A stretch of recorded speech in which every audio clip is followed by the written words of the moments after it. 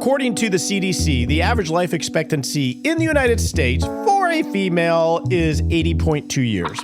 For a male, it's 74.8. So the question before the house is, what life expectancy should you use in your retirement plan? We're going to answer that and more on today's show. Welcome to the show. Roger Whitney here. Sometimes you just got to laugh at yourself, which I am doing right now. Before we get to the main topics, I got an announcement.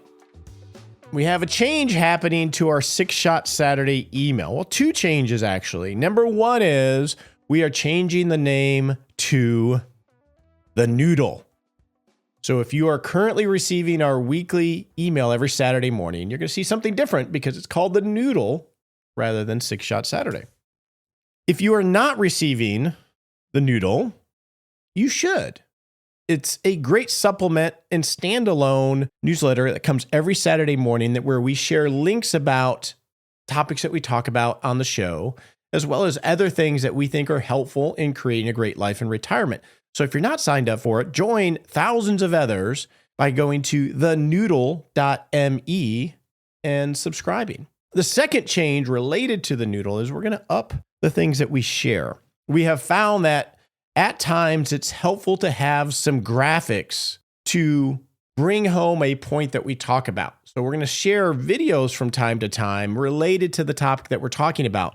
As an example, in this coming week's email of the Noodle, I'm going to have a quick video of me going through some longevity statistics using a retirement planning tool so you can get a better appreciation on the topic that we're talking about. So if you're not signed up for the Noodle, go to thenoodle.me and join the conversation. With that said, let's get going with today's topic. A question from a listener prompted today's topic, and it reminded me of something that I try to battle, and that is something called the curse of knowledge. So the curse of knowledge is a cognitive bias where someone with a specialized knowledge in a domain assumes that others share the same understanding. And that can make it difficult for them to communicate effectively. And for me, that domain is retirement planning. I can get a little geeky. I intentionally try not to get geeky, but I'm in my own bubble. I don't know what geeky is and what it isn't relative to you.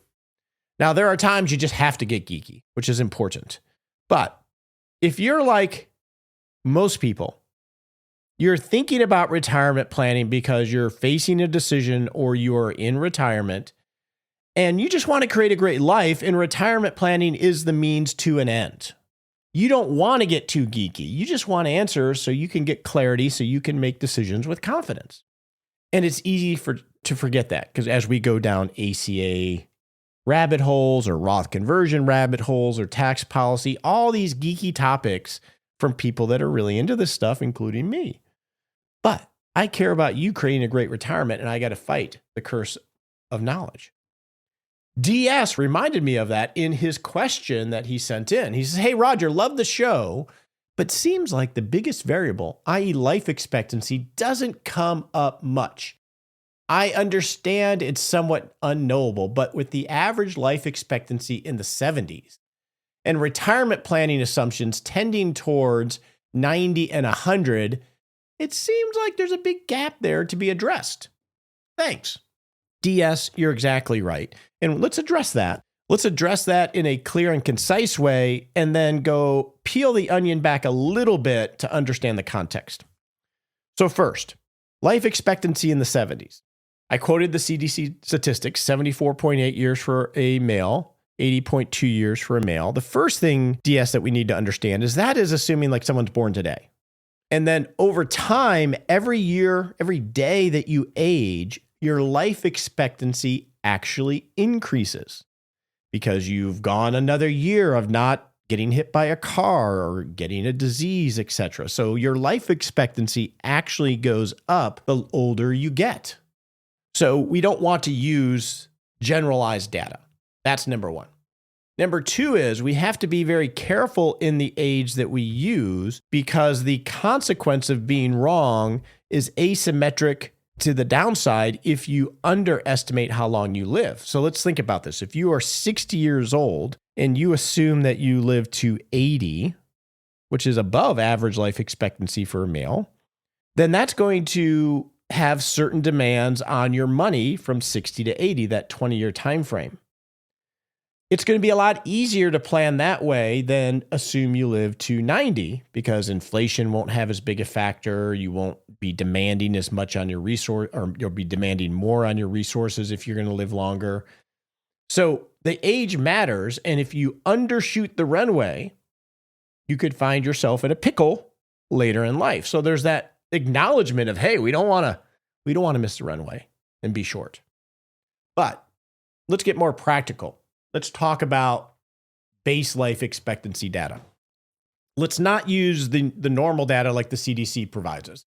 Let's use the Social Security Administration life expectancy calculator, which you will have a link to that in the show.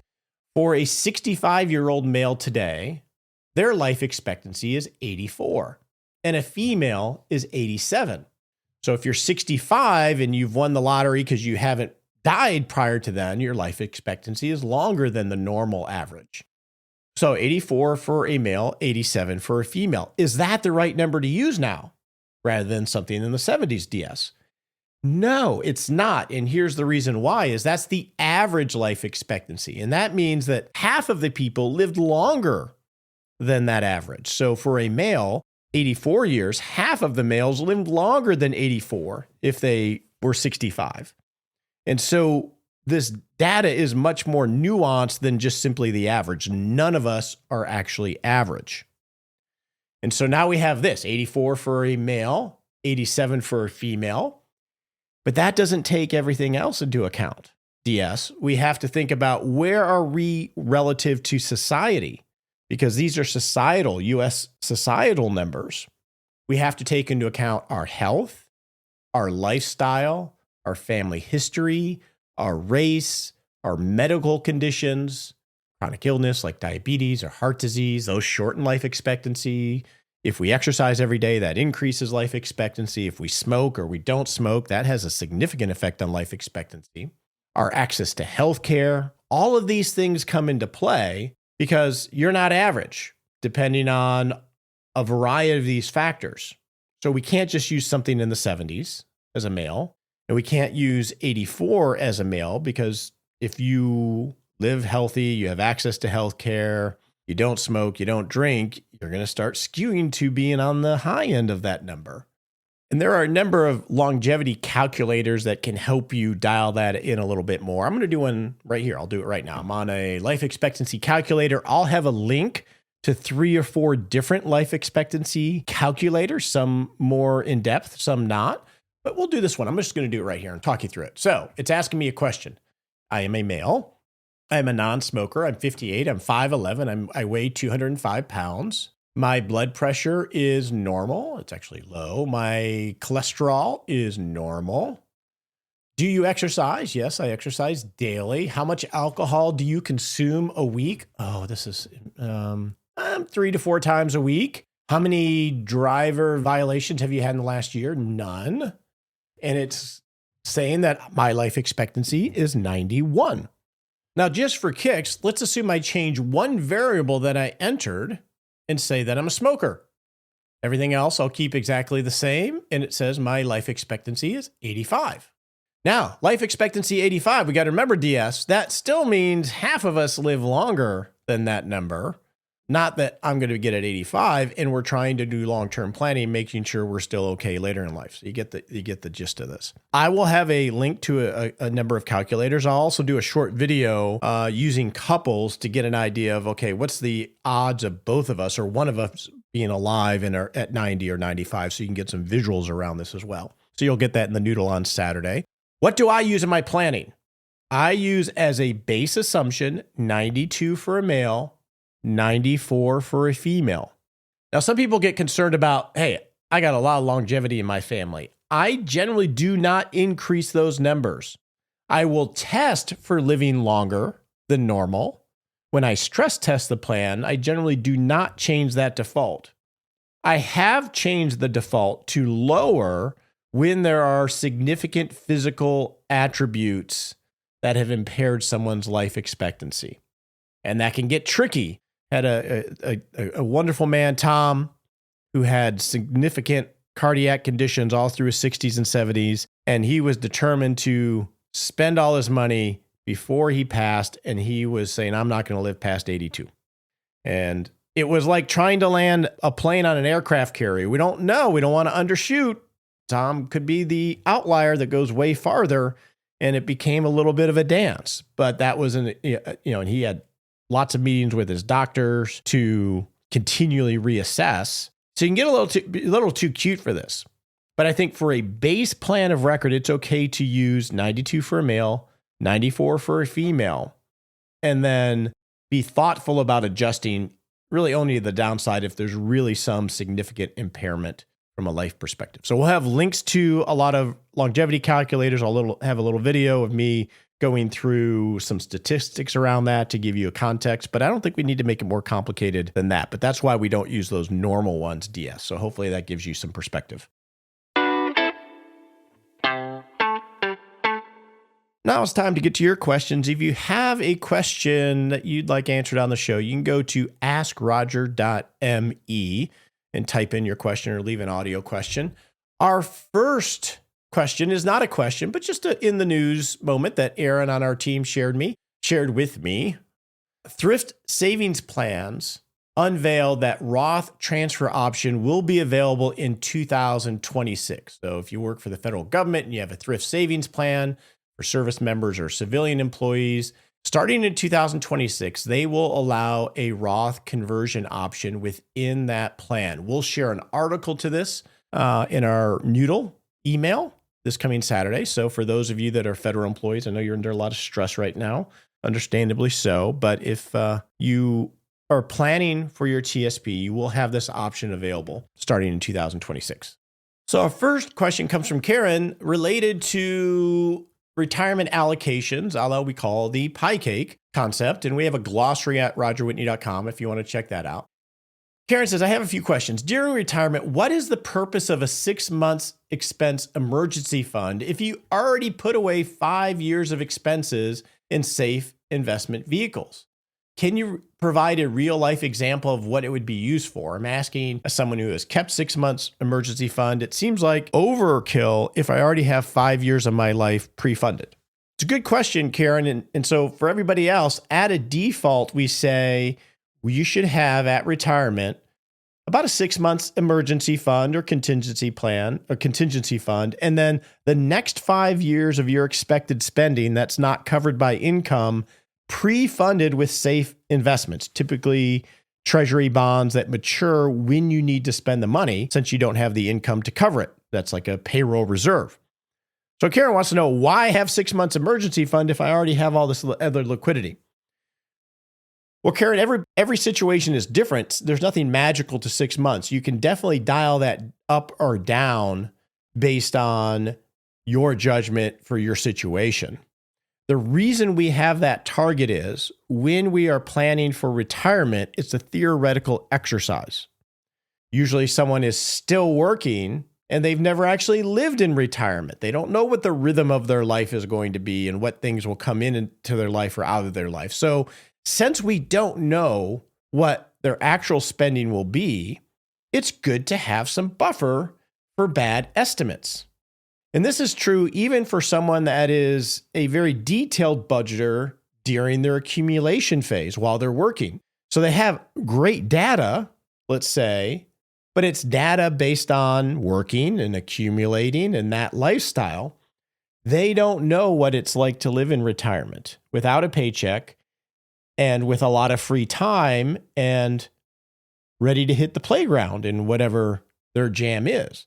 So it's still a theoretical exercise, even if they have great numbers. So having a contingency fund is helpful for bad estimates because life changes a lot, usually in the first 2 or 3 years in retirement. The goals that were in there, the priorities of those goals, there is a lot of fluidity to those early in retirement. So that's a good reason to have a contingency fund.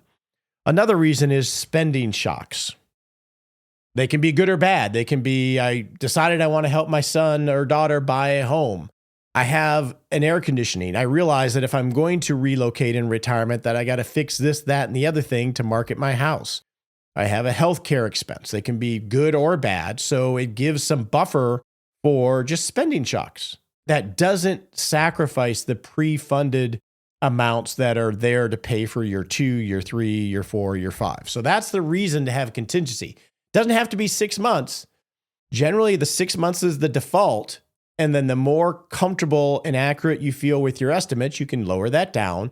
Or the less visibility you have on what your actual spending will be, maybe you ramp that up a little bit. Second question that Karen has, do you have suggestions for saving vehicles for 5 years expenses that are not U.S. Treasury bonds? Not to get political, but it is the fact that the government employees are being cut drastically. As someone who has called Treasury Direct for months to get someone on the phone to unlock my account, I'm extremely hesitant to keep my money where I may not possibly be able to get to it because I can't get a hold of anybody. It's a great question. Simple answer to that, Karen. They don't have to be Treasury bonds.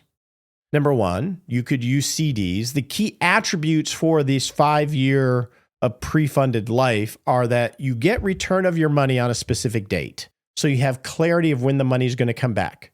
That's not at risk to markets, etc. And number two, then you want to earn interest on that money and be a good steward of it.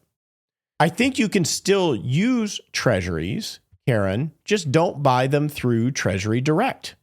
You can actually buy treasury bills and bonds in any brokerage firm that I'm aware of, at Charles Schwab or at Fidelity or any of the other major wirehouses. You don't have to use Treasury Direct. I have a Treasury Direct account, Karen.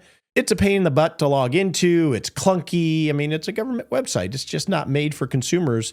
They're not as incentivized to do that. So you can just use a Fidelity account or a Schwab account and buy a Treasury bond.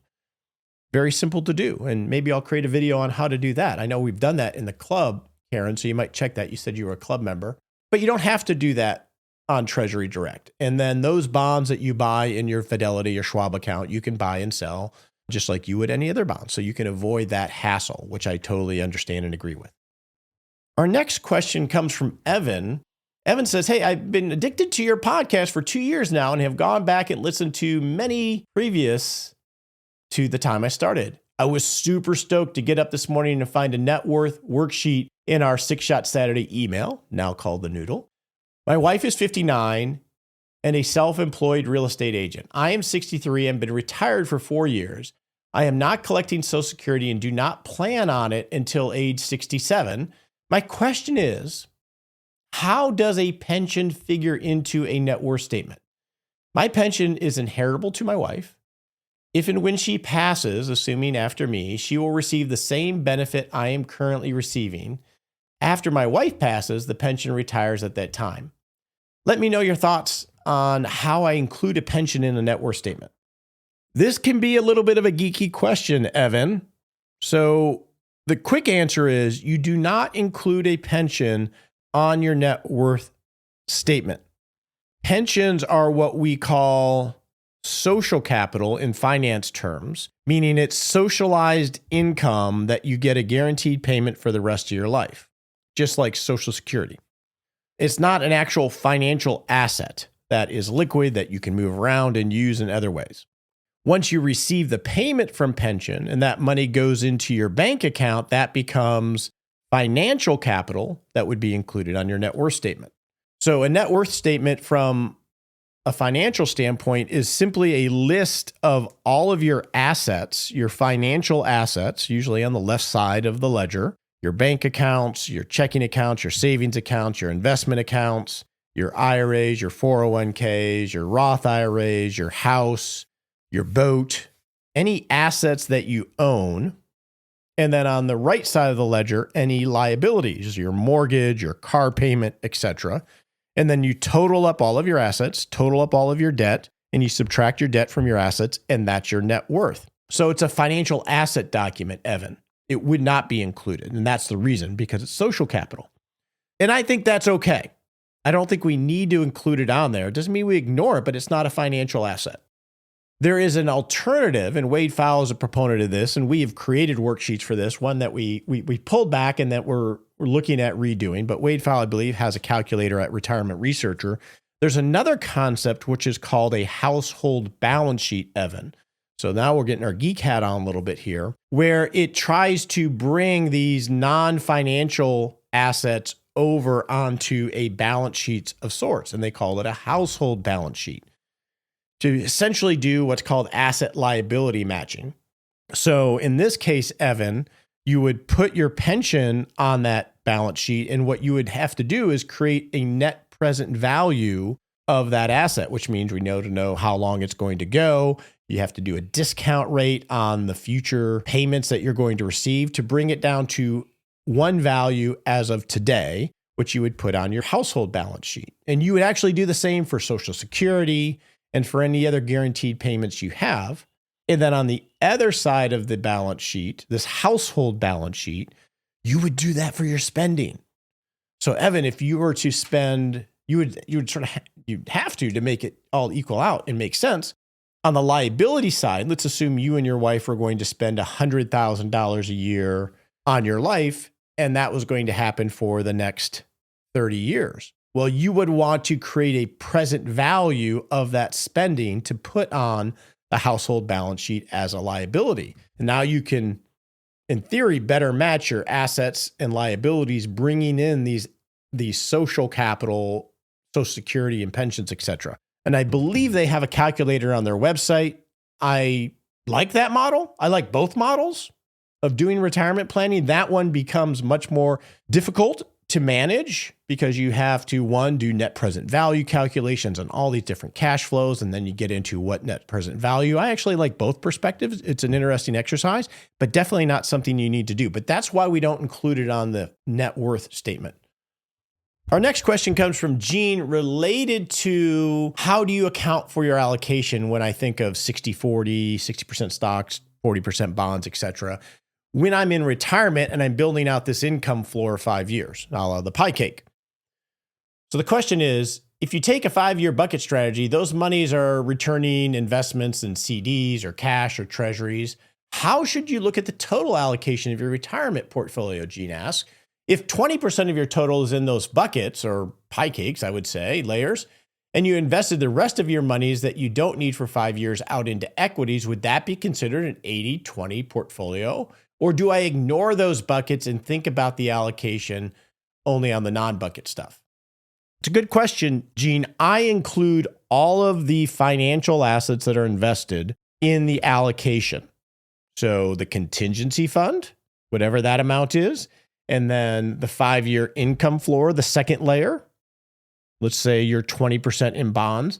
And then the third layer is what we call upside portfolio, which we have for longer term growth. Now, your assumption that that upside portfolio is 100% equities, it definitely could be. It generally is not. It will have a portion of fixed income in that portfolio as well. And that's a discussion for another day. But I go through the exercise, Gene, by making sure I make the first things first, making sure your life is secure in the near midterm so you have visibility of how you're going to get your paycheck.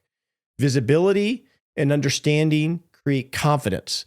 Lacking that visibility and clarity, you're not going to have confidence to spend your money whether the markets are going up or down. So essentially what we're doing is we're assigning a purpose to every single dollar. But when I look at the overall allocation, I will look at it all together to see what the allocation is. And then I will look at the individual pieces, meaning the floor and the upside and what those allocations are. So I parse it out to see it as a total, but also the individual pieces, because the upside may not be 100% equity. And I think that's a healthy way to do it, because in retirement, we need to have a purpose for every dollar because the future is now. Whereas in accumulation stage, we were just saving and investing, trying to take as much risk as we can so we could let it grow. And we didn't really have a purpose other than more for later. Well, the later is here now. So it's important to have a purpose for every dollar. So it's okay. You want to look at it at all different levels. Hopefully that helps you, Gene. Before we get to our Into the Wild scene, we have one comment I received actually via LinkedIn. I'm not on social media at all, except for LinkedIn. I go there periodically. I don't know why. And I got a message because my team will share out our shows on LinkedIn. And I got a message from Scott. Don't know Scott. Scott said he had some feedback on the private equity show we did last week. He said, the question of what am I trying to solve for is a good one, as all engineers and chemists know. For me and my family, we have found that investing in a faith-based private equity fund helps us achieve two important goals: support and investing in private businesses which are doing work we believe in and want to be a part of, while also hopefully providing good diversified returns to our portfolios. Roger's other point, do I need private equity, is a good one as well. And the answer is, for me, no, I don't need it, nor does anybody else really. Oxygen is a need. I choose I can't wait to be healthy again. I choose faith-based private equity for many reasons, including the two done. Well done podcast, Scott. Well, thank you for enjoying the podcast. And I think this is a great example of he understands what he's trying to solve for. And it sounds like this private equity fund is more local. I could be wrong, but he wants to support things he believes in. And private equity is essentially owning and supporting companies that aren't public. And those can be very small companies in your community. And it sounds like that was what he was trying to solve for, not what the financial industry is going to throw out there as all the reasons you need to have it. So Scott had clarity as to why he was doing it. So that gave him confidence in his decision. So well done, Scott. Thanks for sharing your perspective. With that said, let's go to rocking retirement in the wild. All right, I was experimenting with trying to find some segue music for the rocking retirement in the wild. I was playing around with monkey sounds and gorillas and elephants, but haven't found anything yet. So we'll update that at some point. So I received this email a few weeks ago from Scott talking about an impact that he's been trying to have with his friends and coworkers, in this case, in the federal government, which you can imagine everybody there is under a lot of stress right now. So I'm just going to read his comments. He says, as a federal civil servant, I wanted to share with you my experience this week amid the turmoil that federal deferred resignation offers has created. I plan to retire this year after 35 years and have spent the last several years making a deliberate effort to optimize my retirement. This has included devouring your podcast. I have to admit, I came to it looking only for the facts and numbers. I am an engineer after all. So I claim you tricked me into pondering the much more important, softer, emotional aspects of planning a great retirement with my wife. I'm certainly no retirement planning expert, but I think that I've become an aficionado of my own retirement. Ooh, I like that. An aficionado of your own retirement. That's the one that matters, Scott. I tell you all that to tell you that I've been able to sit down with several of my coworkers this past week and help them think through their deferred resignation offer. None of them wanted to see my spreadsheet with 27 interdependent sheets. I don't want to see that either, Scott. But they all appreciated that I could help them walk through a decision-making process in an organized manner that let them each make a plan based on their own unique situation. Several times during those conversations, I caught myself paraphrasing or outright quoting your words. Those words were a great comfort to everyone that I advised. As of this morning, it's anyone's guess what a federal resignation retirement incentive, if and any, will truly look like. But I can tell you with great confidence that I and those around me are prepared with a solid decision-making process, thanks a large part to you and your team. Huzzah! And he said he didn't quote that because he would have confused them and they would have thought he was in a bad mental state. Very respectfully, Scott. Wow, Scott. That is the power of all of us working and noodling on this stuff together. And I have learned so much and improved my skills through our conversations and your feedback that has had, I want you to let you know, your feedback, all the emails, good and constructive and everything else, has had an impact on me, which has had direct impact on individuals during a moment when they were making decisions. So I'm honored to be part of that with you, Scott. What a blessing for you to be able to help the people in your world find agency in a very scary world. Right or wrong on everything going on with the federal government now and this right sizing or whatever you want to call it is the human aspect's getting lost a lot. And you were able to be there, help people find agency and think of a pathway to get to an organized decision. Doesn't mean that it's the best decision or it's the right decision or that it's not a difficult decision, but it definitely brings more clarity and confidence and peace and not feeling like we're just drowning. So what a blessing for you to be able to do that with everyone. And I'm honored to be a part of that journey with you. On your marks, get set.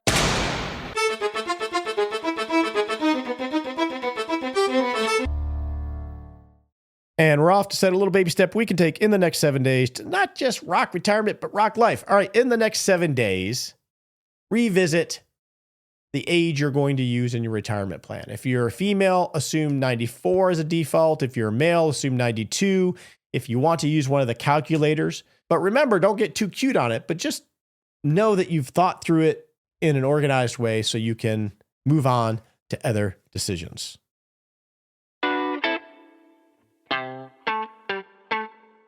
All right, now we're off to log another mission with Zygmunt Kansler. I believe he was a gunnery sergeant, Zygmunt Kansler, in World War II, flying in B-17s over Europe. Let me see, what mission are we on here? Today we got a big one. Mission 28, August 15th, 1944, ship number 339, sortie 19th. Left for Corsica yesterday and stayed over there to take part in the invasion of southern France on the 15th. Got up at 3 a.m. The group was in the air by 6:20 a.m. Had to bomb gun positions to help landing troops. Went over the target twice, but due to solid overcast, could not drop bombs. Didn't dare drop them after 7:30, afraid to hit our own troops. No flak or enemy fighters encountered. Carried 6 1,000-pound bombs. Mission 5 hours, 30 minutes. Altitude 18,000 feet. Never saw so many planes in the sky at one time as today.